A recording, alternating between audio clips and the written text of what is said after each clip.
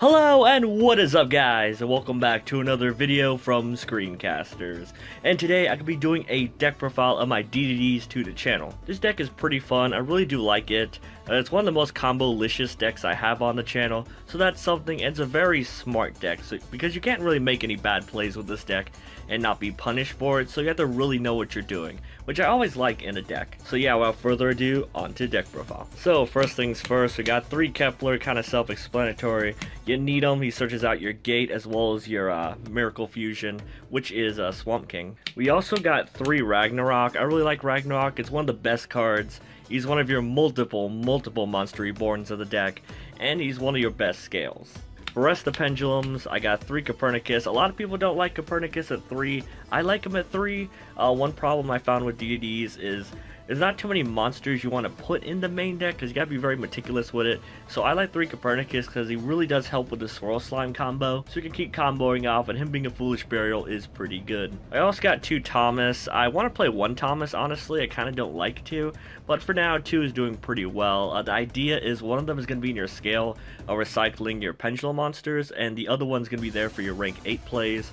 Although Thomas is one of the DDDs, I feel like I might cut him or Copernicus to a lower number, but I feel like this is the best ratio for me right now. I also got 1 Orthros. Orthros is pretty good. He's an MST popper as well as a Scrap Dragon, so that's something. And 1 tech card. I got 1 Newton to end out the pendulum DDDs.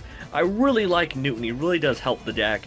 If you like send your Swamp King to the graveyard with your Lamia, you can send this guy to the graveyard, pitch him, and get that Swamp King back. It really does help with Lamia, and he sends himself to the graveyard from your hand. So if you have like the Miracle Fusion and you don't want to banish your Lamia, you can send him to the graveyard, bring that Lamia back to your hand, and then banish your Necro Slime with him to go into your Genghis or D-Arc play.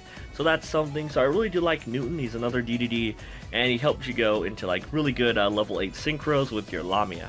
So that's it for the pendulum DDDs. For the standards, we got 3 Swirl Slime, self-explanatory. We got the 3 Necro Slime, your Miracle Fusion, and we got the 3 Lamia, which is your Synchro enabler. She's your tuner, which is really good. She comes back and she's easily searchable, 1-for-1 target, and all that good stuff. And last, the main deck monsters, I play 1 Maxi. I just want to main it. I feel no reason not to play it in the main deck. It's just a good card to open with, because it's a good card to help going second. Even though this deck wants to go first, you don't always win the die roll, so I did put in some cards to help going second. So that's it for the monsters of the deck. We got 3 Allure Darkness because I can't afford Desires. Allure is pretty good. You have so many targets. There's no reason not to play it. It helps enable your stuff. It doesn't matter if you banish something important, because you can cycle whatever you banish back with your Omega. You also got 3 Gate and the 1 Swamp King. I might play 2 Swamp King. I know it's bad, but it's a very good card. But yeah, very good. You play 3 Gate because it's your pretty much endless searcher. As long as it's on the field, you'll keep getting searches on your turn, although you are be taking 1,000 damage, so that's something to take in mind. I'm also playing 2 Twin Twister, which really does help going second. Twin Twister is there to snipe out that pesky back row, like any Solemn Strikes you may not want, or maybe some deep barriers, force your opponent to call something. Like if they call Fusion, you can Synchro it up and search Lamia with your gate. If they call Synchro because they don't want the Crystal Wing Synchro play, you can summon Thomas and go into rank 8, so that's something. So it's always good to have your opponent guessing. For the 1Ls, we got 1 Soul Charge, 1 1-for-1, 1 Foolish Burial, and the 1 Regeki. These are some of your power plays. Foolish Burial to send your Lamia, or your Necro Slime, or your Swirl Slime to banish something, to go summon something from your hand without taking your normal summon. 1-for-1 is for your Kepler or Lamia play. Soul Charge is if they stop your plays, and if you're going first, or if they ghost over you or something, they let you bring back some of your pieces so you can just keep doing it, so that's something. And Regeki is to help the board wipe, and it's very good against zoos. So that's it for the spells of the deck.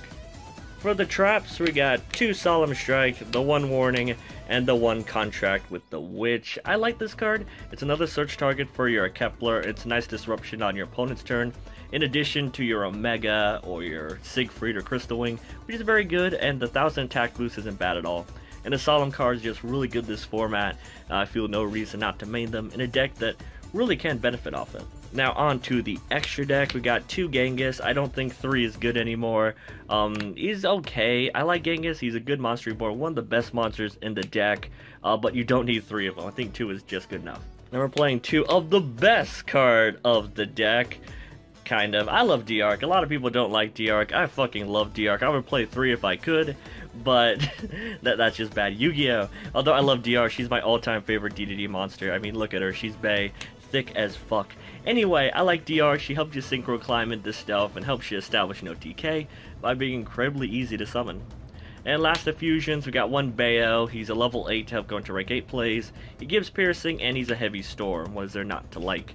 So that's it for the fusions of the deck. For the synchros, we got one Formula Synchron and one TG Hyper Librarian. This is for the draw 3, draw 4 combo, which is pretty good. You'll be synchroing a lot in this deck, so getting some draws is really damn good. And Formula is there for your Lamia or any of your Necro Slimes, or even with Kepler, so you don't leave a Kepler on board, and it lets you draw a card. Or draw 2 cards if you've got the Librarian up. For the 7s, we got one Alexander and one Meteor Burst.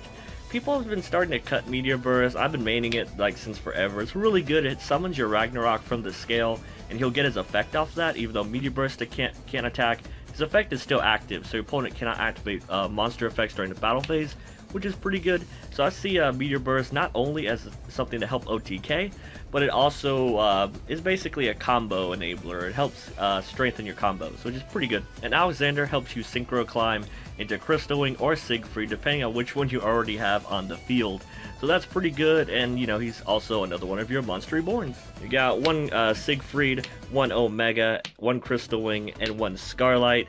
For the level 8 synchros, kind of self-explanatory. If you can make these, why not? Scarlight, a lot of people have cut him. I like Scarlight. He helps you burn, blow up all your monsters, and burn for game, which is very useful and very easy to do in this deck, just in case you don't already have the OTK. You got the Crystal Wing Siegfried combo, which really helps going first, and Omega is there not only to snipe a card from your opponent's hand and recycle some stuff if he's in your graveyard, but also to return your banished stuff like your Lamias if you used her effect, or anything you banish with Lord Darkness, or even your Necro Slime if you feel like your opponent's going to break your board that turn.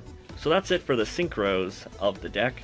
And last the extra deck, and last the deck profile, we got one number 38 Titanic Galaxy and one Kali Yuga. Kali Yuga is pretty much your win condition against Paleozoics, because if you go first and you summon a Kali Yuga with, you know, Thomas and Ragnarock and stuff, your opponent, if they're playing Paleozoics, what are they going to do? You know, they're going to have to summon Toad or Sky Cavalry or something to get over them, and that's where you have your other monsters to help ensure that.